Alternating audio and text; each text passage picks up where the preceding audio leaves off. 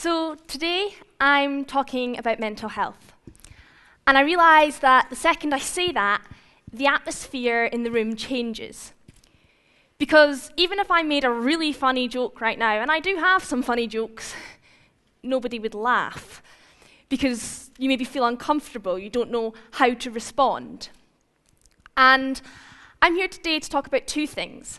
How I pushed boundaries in my own life, but also to ask every one of you here to look at a boundary that you might put around yourself, that you maybe don't realise you have with regard to your attitude to mental health.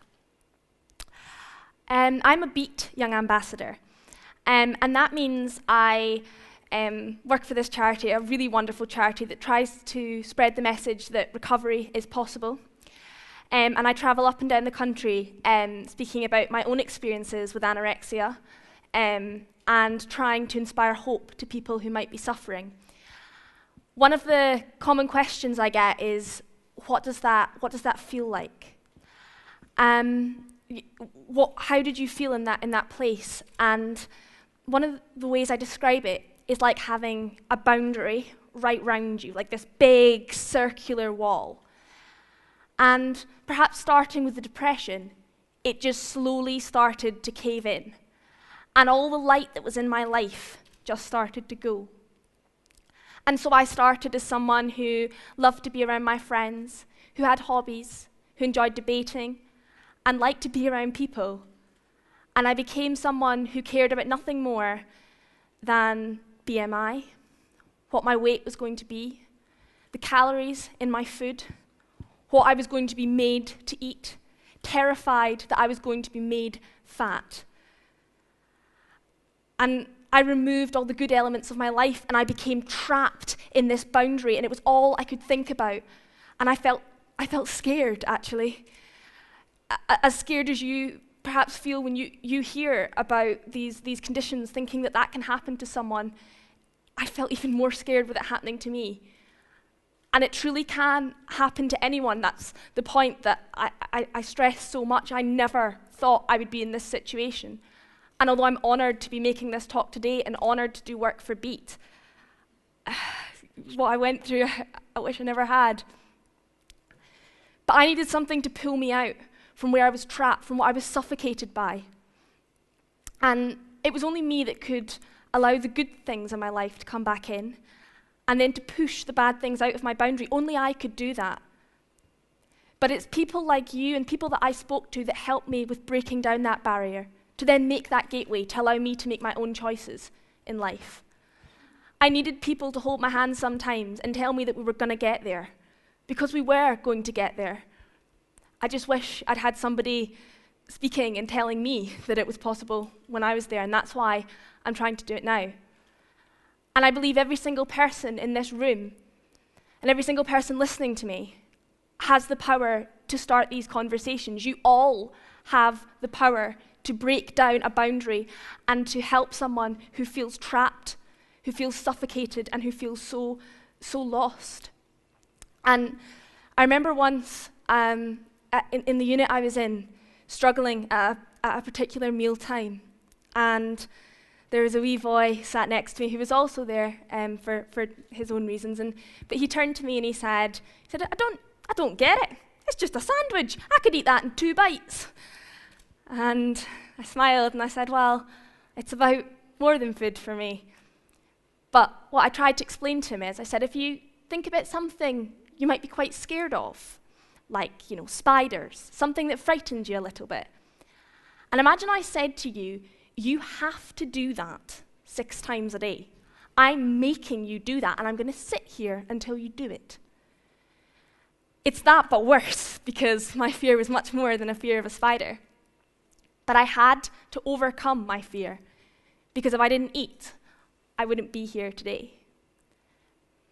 So how did I come out of the boundary that I was surrounded by? Well, Beat played a really large part in that, because now I'm able to tell people about the secrets that I kept within this boundary. I tell people what it was like, and that helps to break it down. And I talk to people just like yourselves, about my issues now and how I can feel. And that's really important. Communication is so important. And that's really the message I want to get out to you all. People talk so much about the discrimination that exists. And there is discrimination, there is no doubt about that. And it's shocking, and I think at times, I feel it if I'm applying for something and thinking, what if they find out I've had these struggles? They maybe won't think it's brave, they'll maybe think I'm weak, and that's discrimination. But actually, I think most of the people listening to me, and most of the people in this room, know that that discrimination is wrong. But we're still not having the conversations. This talk is so relevant right now because the number of people struggling is going up. And yet the conversations that we're having aren't going up in the same numbers. And I'm making a plea to people to have these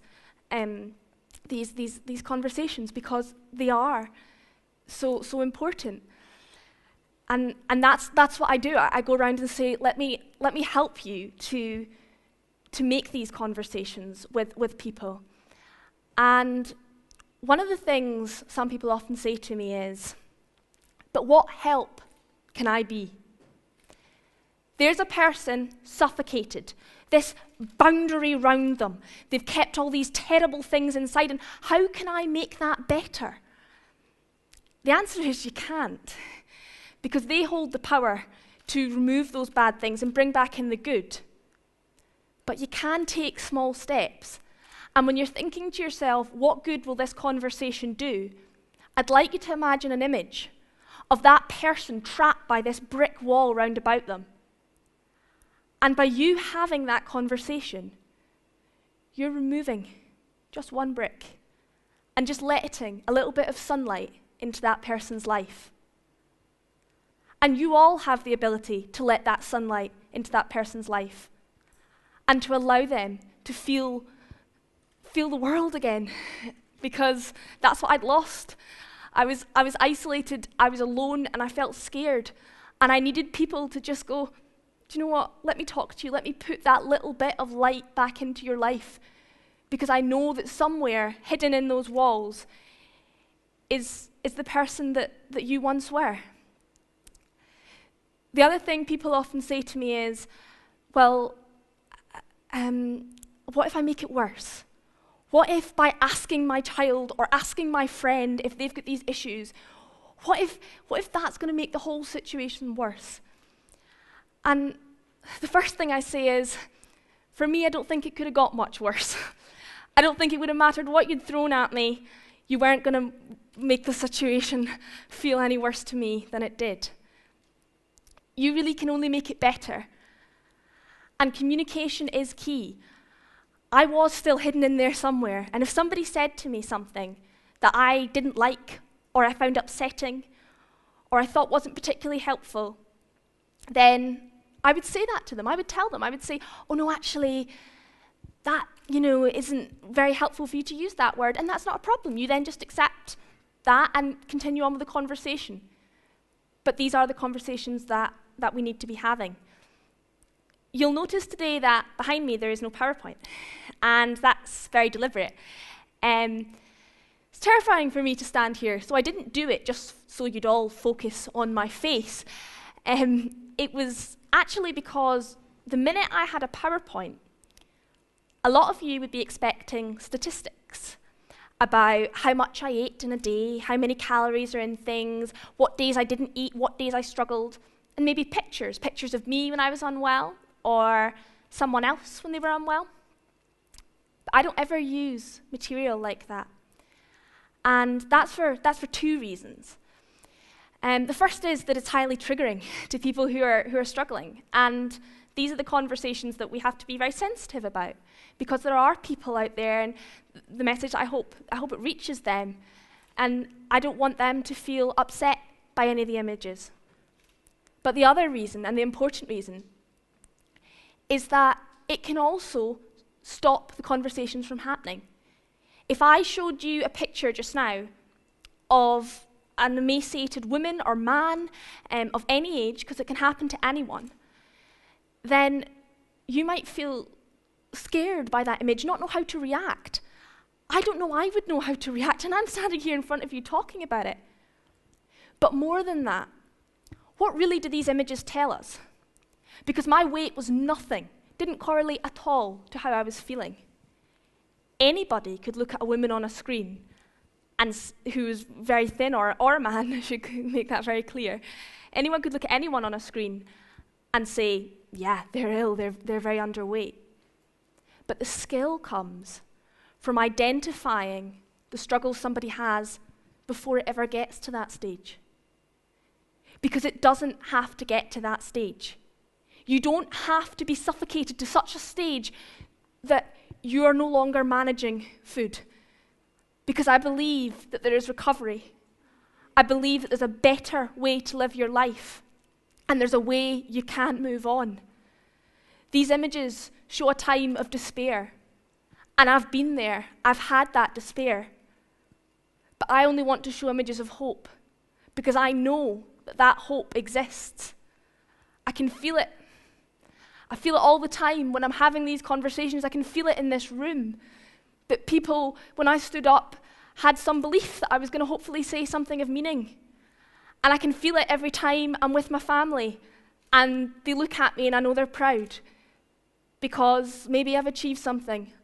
And if not, at least I've really overcome something that was so difficult. And that's what I want for everyone, to know that there are people there and to know that these conversations can happen. And that's why I'm asking each of you to lift that brick on someone's pile and to let a little bit of light into their lives. You might feel that's a difficult conversation to have. You might have put a boundary up and thought, I don't know how to address these issues. But no matter how hard it is for you to say the first words of, how are you doing? Are you feeling okay? It's so much harder to be the first one to turn around and say, I'm really struggling. And we all have to look out for each other. And we all have the ability to do that. It's not a difficult conversation we need to have. It's a difficult subject. But the conversation itself doesn't have to be difficult. All I really needed was a friend and love. And that's what pulled me out of it. Not necessarily complicated conversations. Just, here's a cup of tea and I'm here for you. And that's what I'm asking you all to do today, because the effect is immense. Even if you think that a situation is so bad that you don't know where to tackle it, where to start, just think about it as just removing one little brick, letting that tiny little bit of light in, because the effect of that can be immense. You might not see it straight away. There might still be a massive wall just with one tiny little hole. But you've made a difference. You've put some light in that person's life. And maybe one day you'll be grateful that you started that conversation. And maybe one day you'll go and you'll see a talk from that person and they'll tell you that they went through a tough time. And you look at them and think, maybe it's now hard to believe. But you help put that light back in that person's life. Because recovery is possible. I need everyone to know that. And I want you to help it happen by starting those conversations, breaking down your boundaries, and helping people who are struggling to break down theirs. Thank you very much.